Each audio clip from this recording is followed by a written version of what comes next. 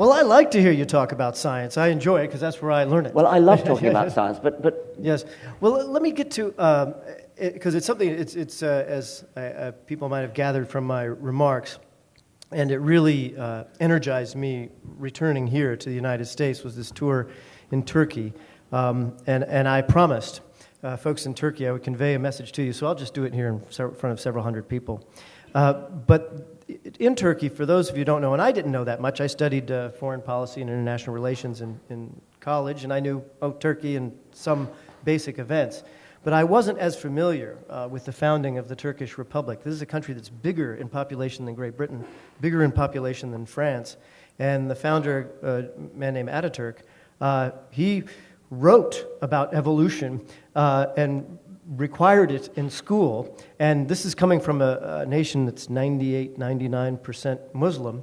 And because he was such a successful military leader, he had huge, almost George Washington level sway over his society, and he said, we're going to mandate science education and all forms of education. We're going to separate religion from government. We're going to let women, they elected women to public office earlier than many European nations. So this was the founding of the Turkish Republic, now under threat by this kind of Muslim extremist that's moved into the prime ministership.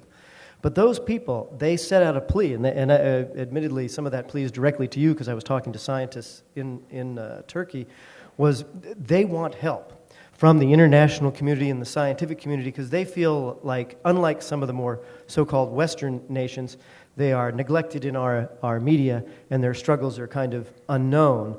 And I know that you've spoken often of issues of Islam, but is there a message I could carry back? I know the message they want is that you'll go to Turkey, but about that we can carry back to folks who are in these Muslim nations who are really looking for civil liberties and feel under stress. I'm aware that Kemal Atatürk was a great secularist and founded the modern state of Turkey on secular principles, famously did so. I wasn't aware that he was such an enthusiast for evolution, and I'm very glad to hear that. Modern Turkey has a problem with a particular remarkably prolific and successful author. I'm not going to mention his name, I don't want to advertise it, but he has produced a series of books, creationist books, which are translated into goodness knows how many languages, and they're given away free to biology teachers all over the world in all sorts of different languages. You walk into any biology department, you walk into any the office of any biology teacher, and you will find these thumping great books from Turkey. They're picture books, they're beautifully illustrated. By the way, I rather wonder whether the illustrations are violating copyright. And I know that copyright law is quite stringent on illustrations. So if there's any lawyer here who would like to look into this question, you could ruin this man, which would do the world a hell of a lot of good. The way the books are arranged is beautiful, lavish colors.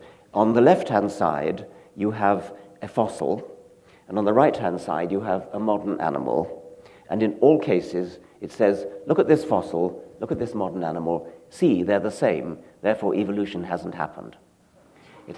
Page after page after page, you turn the pages. When you actually look at what these animals are, they're preposterous. I mean, for example, on one of these double pages, the fossil is an eel, the modern animal is a snake. In another case, the fossil animal is a caddisfly in amber. You know that insects can be very beautifully preserved in amber. The modern animal is a tide fly for catching trout, made of feathers. It has a steel hook sticking out of its back end. Page after page of this lavishly, expensively produced book, distributed free to biology teachers around the world, is filled not only with these preposterous mistakes, but the more general mistake of creationism.